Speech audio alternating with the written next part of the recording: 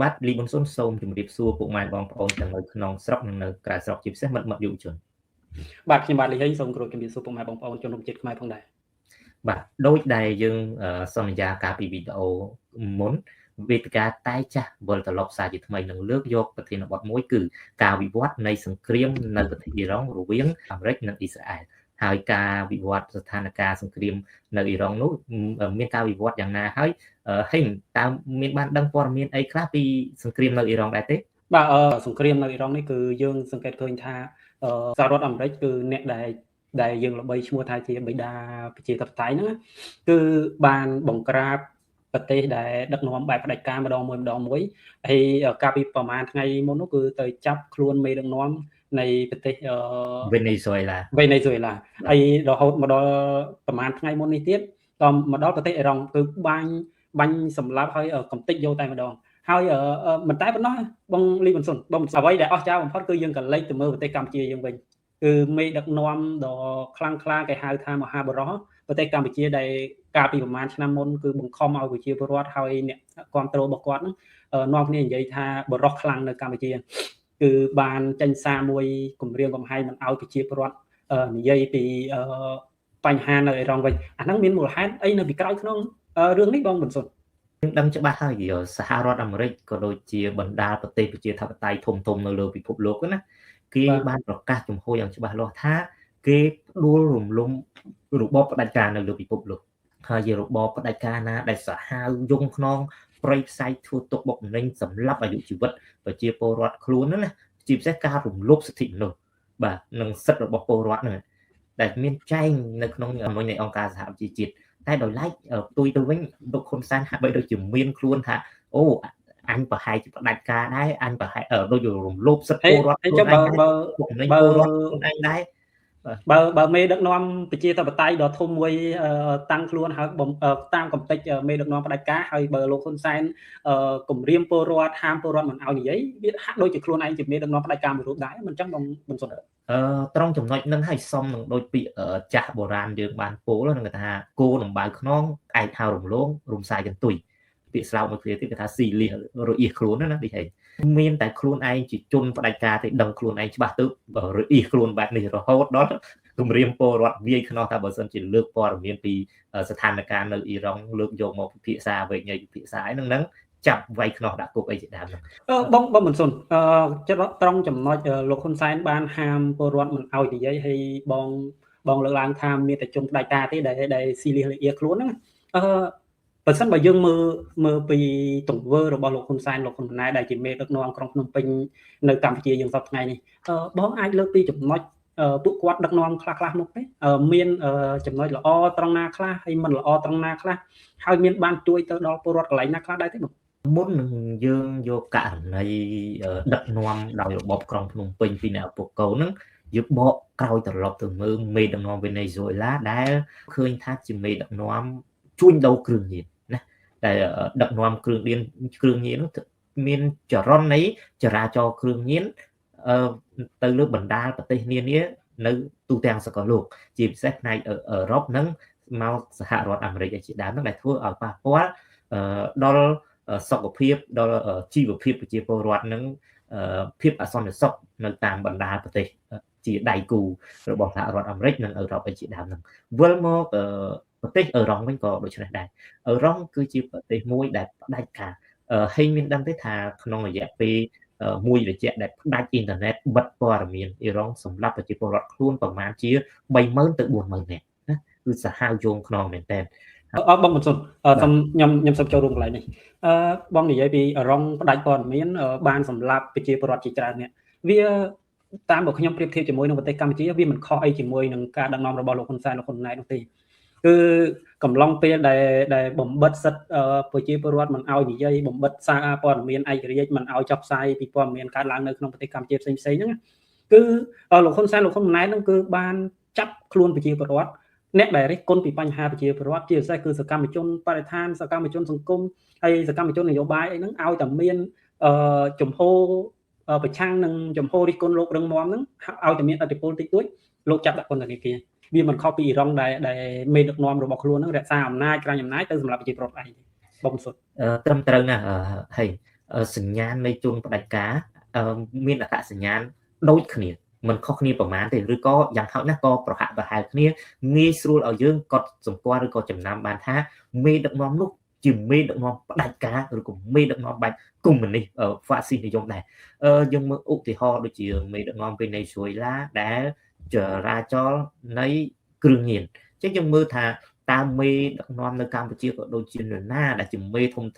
ចរាចរណ៍គ្រឿងញៀនខ្លាំងជាងគេនៅកម្ពុជាគឺសាច់ញាតិក្រុមគ្រួសារបពពួករបស់ក្រុមគ្រួសារតកូលហ៊ុននឹងឯងដែលមានការពាក់ព័ន្ធជាមួយនឹងការចរាចរណ៍គ្រឿងញៀនមិនត្រឹមតែលក់នៅក្នុងប្រទេសទេរហូតដល់លក់ទៅតាមបណ្ដាប្រទេសផ្សេងរហូតដល់អូស្ត្រាលីគេចាត់ទុកថាជាអ្នកជួញដូរគ្រឿងញៀនអន្តរជាតិទៀតហើយប្រទេសអូស្ត្រាលីផ្ទាល់ក៏បានដាក់បំរាមទៅដល់សាច់ញាតិក្រុមគ្រួសារតកូលហ៊ុនហ្នឹងមិនឲ្យទៅជន់ទឹកដីនៃប្រទេសអូស្ត្រាលីទៀតហើយខ្ញុំនិយាយហ្នឹងហេងអាចនឹងដឹងហើយថាជាណាមិនអញ្ចឹងណាជាការពិតណាបងមិនសុនជាមេដឹកនាំគ្រឿងញៀនផងជាមេបន្លែងលុយអេឡិចត្រូនិកផងគឺជាក្មួយប្រុសបង្កើតរបស់លោកហ៊ុនសែនតែម្ដងយើងនឹងនិយាយពីបញ្ហាឆោបោកនិងបញ្ហាគ្រឿងញៀននៅកម្ពុជានេះចែកជូនពុកម៉ែបងប្អូននៅវីដេអូក្រោយបន្តចំណែករឿងយើងនិយាយពីបកមកអេរ៉ង់នឹងប្រៀបធៀបជាមួយអេរ៉ង់និងកម្ពុជាវិញបងមិនសុនគឺអេរ៉ង់គឺបានសម្លាប់ប្រជាពលរដ្ឋឯងគឺដើម្បីរក្សាអំណាចលោកហ៊ុនសែនលោកហ៊ុនម៉ាណែតគឺបានចាប់ប្រជាពលរដ្ឋខ្លួនឯងក៏ដើម្បីរក្សាអំណាចដែរបិទសម្លេងប្រជាធិបតេយ្យបិទសម្លេងរិះគន់បិទសារព័ត៌មានអីផ្សេងហ្នឹងណាបងសុនគឺដើម្បីពួកគាត់គិតថាដើម្បីរក្សាអំណាចពួកគាត់បានគឺដោយសារតែមានសម្លេងផ្សព្វផ្សាយអីផ្សេងហ្នឹងទៅកាន់ពិភពលោកតែយើងក៏លេចមើលពិភពលោកវិញតើពិភពលោកតាមដានគ្រួសារតកូលហ៊ុនឬក៏មេដឹកនាំកម្ពុជាយ៉ាងណាខ្លះជាក់ស្ដែងបាទត្រង់ចំណុចហ្នឹងខ្ញុំនឹងលើកយកនៅនិយាយនៅពេលក្រោយប៉ុន្តែមុននឹងលើកយកចំណុចហ្នឹងខ្ញុំចង់លើកយកចំណុចដំបូងដែលជាចំណុចសំខាន់ដែលហេងនិយាយអំពីការសម្លាប់យ៉ាងរគាលមកធ្វើទុកបុកម្នេញនិងសម្រាប់អាយុជីវិតពលរដ្ឋខ្លួនបិទសិទ្ធិការបញ្ចេញមតិក៏ដូចជាបិទសិទ្ធិទទួលបានព័ត៌មានប្រជាពលរដ្ឋខ្លួនពីសំណាក់មេដឹកនាំអេរ៉ង់ហ្នឹងណាយើងមានចំណុចនិងស្ថានភាពសំខាន់ជាច្រើនដែលមេដឹកនាំកម្ពុជាបច្ចុប្បន្នហ្នឹងវាមានចំណុចដូចគ្នាច្រើនទៅលើមេដឹកនាំអេរ៉ង់ឧទាហរណ៍ដូចគ្នាយ៉ាងណាខ្លះបងឧទាហរណ៍នៅថ្ងៃទី6ទី7កក្កដាឆ្នាំ1997ណាដែលមានការធ្វើរដ្ឋប្រហារណាគឺលោកហ៊ុនសែនហ្នឹងគឺសាហាវយងខ្នងមែនទែនសម្លាប់ប្រជាពលរដ្ឋឯងសម្លាប់មន្ត្រីគណៈបកហ្វុនស៊ីនពេជ្រសម្លាប់យោធាអង្គរៈណាដែលមាននិន្នាការគ្រប់គ្រងសម្ដេចនរោត្តមរណរដ្ឋបាទហើយបើយើងសិក្សាស្រាវជ្រាវទៅលើព័ត៌មានផ្សេងដែលគេស្រាវជ្រាវបានគឺសាហាវខូខើមែនទែនយកទៅចាក់ចោលក្នុងជ្រោះយកទៅកប់ដោយរាក់ហើយស្អុយពេញព្រៃអីជាដើមហ្នឹងហើយយើងមើលឃើញថាការវាយដំការសម្លាប់ការបោកគ្រាប់បែកអីជាដើមហ្នឹងគឺនេះគឺជាសញ្ញាណនៃជនបដិការណាដែលធ្វើឲ្យប្រជាពលរដ្ឋបាតកោរាប់រយនាក់ដែលត្រូវរងគ្រោះនិងមួយចំនួនដែលត្រូវស្លាប់បាត់បង់អាយុជីវិតនេះគឺជាស្ថានភាព2ដែលយើងកំណត់ចំណាំកាលពីអតីតកាលបន្ទាប់បងបញ្ជានៅត្រង់ចំណុចដែលបងលើកឡើងពី97ដែលលោកហ៊ុនសែនដណ្ដើមអំណាចពីសម្ដេចក្រមព្រះនរោត្តមរណរដ្ឋដែលជាប្រធានគណៈបកហ្វុនស៊ីនពេជ្រជាប្រធានគណៈបកហ្វុនស៊ីនពេជ្រហ្នឹងគឺមុនហ្នឹងនៅពេលដែលលោកហ៊ុនសែនឡើងកាន់អំណាចដោយការលើកបន្ទប់ដោយយួនគឺមានមនុស្ស2នាក់ដែលត្រូវឡើងមកកាន់តំណែងជានាយករដ្ឋមន្ត្រីជំនួសលោកហ៊ុនសែនប៉ុន្តែដោយពួកគាត់ទាំង2នាក់នោះគឺពួកគាត់មិនព្រមសម្រាប់ខ្មែរមិនព្រមធ្វើបាបខ្មែរទើបយួនលើកលោកហ៊ុនសែនទៅចរចាជាមួយយួនហើយយួនលើកបន្ទប់លោកហ៊ុនសែនឲ្យកាន់អំណាចនៅពេលនោះហេតុអ្វីបានលោកហ៊ុនសែនបានយួនយល់ព្រមលោកហ៊ុនសែនបានយួនយល់ព្រមលើកលោកហ៊ុនសែនឲ្យកាន់អំណាចជំនួសមនុស្ស2នាក់ដំបូងបងមិនសុំប្រកាសជាស្គាល់ច្បាស់ហើយថាមនុស្ស2នាក់ហ្នឹងជាអ្នកណាពិតណាស់គឺទី1លោកប៉ែនសវណ្ណនិងទី2លោកចាន់ស៊ីណាហេថាមូលហេតុអីបានជាវៀតណាមលើកលោកហ៊ុនសែនហើយចាប់លោកប៉ែនសវណ្ណដោយប្រើប្រាស់លោកហ៊ុនសែនហ្នឹងឲ្យចាប់លោកប៉ែនសវណ្ណយកទៅដាក់ពន្ធនាគារនៅទីក្រុងព្រៃនគរហើយនឹងធ្វើឃាតលោកចាន់ស៊ីជាបងមិនសុំនៅត្រង់ចំណុចនេះសួរថាមូលហេតុអី បើសិនបើពុកម៉ែចាស់ដែលចាស់គាត់ចំនួនហ្នឹងគឺគាត់ប្រកាសជាចាំច្បាស់ណាស់ហើយខ្ញុំជឿថាយុវជនខ្មែរយើងបច្ចុប្បន្នដែលពួកគាត់តាមដានពីបញ្ហាសង្គមហើយអានប្រវត្តិសាស្ត្រពួកគាត់នឹងដឹងថាដោយសារមូលហេតុអីមិនចឹងបងមិនសុំបាទគ្រប់ភូមិគ្រប់ឃុំគ្រប់ស្រុកគ្រប់ខេត្តគ្រប់ស្ថាប័នទាំងអស់គ្រប់គ្រងដោយជំនាញការយួនណាដែលនៅពីក្រៅនឹងបង្គាប់បញ្ជាដូច្នេះមេដឹកនាំកម្ពុជារូបណាដែលមានស្មារតីមានឆន្ទៈស្រឡាញ់ជាតិស្រឡាញ់ទឹកដីស្នេហាជាតិពិតប្រាកដណាគឺមេដឹកនាំវៀតណាមគេអត់ទុកទេហេតុអីបានគេលើកបន្តលោកហ៊ុនសែនឲ្យឡើងកាន់តំណែងណាយើងមុននឹងព្រឹត្តិការណ៍បោះឆ្នោតហើយមុននឹងព្រឹត្តិការណ៍រដ្ឋប្រហារមិនអញ្ចឹងណាគឺដោយសារតែលោកហ៊ុនសែនគឺជាអាយ៉ងដ៏ស្មោះស្ម័គ្របំផុតរបស់វៀតណាមណាដែលវៀតណាមប្រើឲ្យធ្វើអីក៏ហ៊ុនសែនធ្វើនឹងដែរណានៅពេលហ្នឹងបងមិនសុនគឺលោកហ៊ុនសែនដោយសារតែបានអំណាចលោកហ៊ុនសែនបាន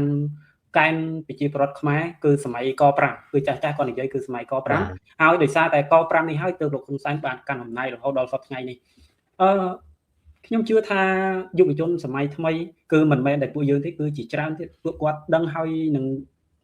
ជឿច្បាស់ថាក5នេះគឺបានសម្លាប់យុវជនខ្មែរប្រជាពលរដ្ឋខ្មែរជាច្រើនជាពិសេសគឺយុវជនដែលពេញកម្លាំងមានសមត្ថភាពជាច្រើនគឺត្រូវបានលោកហ៊ុនសែនដែលខុបខិតជាមួយយួនហ្នឹងយកយុវជនខ្មែរហ្នឹងទៅសម្លាប់ហើយក5ហ្នឹងនិយាយគេបងមិនសុំបាទកែនប្រជាពលរដ្ឋបាទកាប់ឆ្ការព្រៃដើម្បីកម្ពុជាអីជាដើមហ្នឹងក៏ប៉ុន្តែគ្រាន់តែជាការនិយាយឲ្យពីរោះស្ដាប់តែប៉ុណ្ណោះអ្វីដែលជាគោលដៅពិតប្រាកដនិងគោលបំណងពិតប្រាកដរបស់យួនដែលប្រើប្រាស់ហ៊ុនសែនឲ្យអនុវត្តផែនការក5ហ្នឹងណាគឺដើម្បីកាប់សម្លាប់រង្គាលទៅលើប្រជាពលរដ្ឋខ្មែរណាហើយការកែនយកទៅសម្លាប់នោះគឺយកបរោះហើយនឹងនិស្សិតបញ្ញវន្តអ្នកចេះដឹងដែលយល់ថាជាសសរទ្រូងនៃប្រទេសជាតិហ្នឹងគឺគេកែនយកទៅសម្រាប់ចោលហើយណានេះជាមូលហេតុមួយដែលឯកឧត្តមប៉ែនសវណ្ណក៏ដូចជាឯកឧត្តមច័ន្ទស៊ីមិនព្រមធ្វើតាមសំណើរបស់ថ្នាក់ដឹកនាំយួនដែលអនុវត្តផែនការក5ហើយក្នុងអំឡុងផែនការក5នឹងទៀតសោតហើយការសម្លាប់ប្រជាពលរដ្ឋខ្មែរណាគឺច្រើនមែនទែននៅក្នុងឯកសារគេថាប្រមាណជាង20,000នាក់ប៉ុន្តែក្នុងប្រជាពលរដ្ឋដែលគាត់រងគ្រោះពិតប្រាកដពីផែនការក5គាត់បាននិយាយថាមិនមែនប៉ុណ្ណឹងទេចំនួនគឺលើសហ្នឹងទៅទៀតណាដូច្នេះហ៊ុនសែនក៏ជាមនុស្សម្នាក់បាទជាចំណែកមួយក្នុងការសម្លាប់រង្គាលរួមដៃជាមួយនឹងប្រទេសជិតខាងដើម្បីអនុវត្តផែនការសម្លាប់ពូជសាសន៍កម្ពុជាខ្លួនឯងផងដែរហ្នឹងណាបាទបងមិនសុននេះគឺជាមូលហេតុដែលលោកហ៊ុនសែនបានបន្តកាន់អំណាចរហូតដល់សប្តាហ៍ថ្ងៃហើយគាត់អះអាងថានឹងបន្តអំណាចដល់ចៅរបស់គាត់ទៀតអ្វីដែលយើងរំពឹងហើយយើងចាំមើលមានតែមួយចំណុចទេតើលោកហ៊ុនសែនមានវាសនាដូចមេដឹកនាំអរ៉ុងនិងមេដឹកនាំវេណេស៊ុយឡាដែរទេមុននឹងវាយតម្លៃទៅលើអនាគតរបស់លោកហ៊ុនសែនយើងនិយាយចូលចំណុចមួយទៀតណាលោកហ៊ុនសែនអនុវត្តផែនការទៅតាមយុទ្ធសាស្ត្ររបស់យួនហើយយួនបាន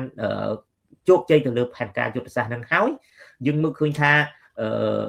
ខាងប៉ារ៉ាដែលដឹកនាំទៅដោយសម្ដេចបវរសេដ្ឋាសឿនសានហើយនឹងក្រុមខ្មែរក្រហមដែលមើលឃើញថាទង្វើទាំងអស់នេះគឺទង្វើដែលមានចេតនារំលាយពូជសាសន៍ខ្មែរហើយអញ្ចឹងភាគីពីរក៏រួមដៃគ្នាដើម្បីវាយបកបណ្ដេញកងទ័ពវៀតណាមដែលមកទន្ទ្រានឈ្លានពានកាន់កាប់កម្ពុជាដាក់ការត្រួតត្រាមកលើកម្ពុជានឹងឲ្យចេញពីទឹកដីកម្ពុជាវិញណាក្រោយពីមានការសម្របសម្រួលពីសំណាក់អង្គការសហប្រជាជាតិណារហូតដល់មានចុះហត្ថលេខាសន្តិភាពទីក្រុងប៉ារីសនៅថ្ងៃទី23ខែតុលាឆ្នាំ1991ក៏ភាគីទាំង3ឯកភាពគ្នាសម្របសម្រួលគ្នាដើម្បីធ្វើការបោះឆ្នោតឆ្នាំ1993ណាលោកហេងលោកលីហេងក៏ប៉ុន្តែលោកហ៊ុនសែននឹងវៀតណាមមានក្តីសុបិនមួយថាដល់ផ្អែមល្ហែមថាប្រកាសជាឈ្នះឆ្នោតប្រកាសជាជោគជ័យដោយសារអីប្រជាពលរដ្ឋខ្មែរមួយចំនួនធំត្រូវបានសម្លាប់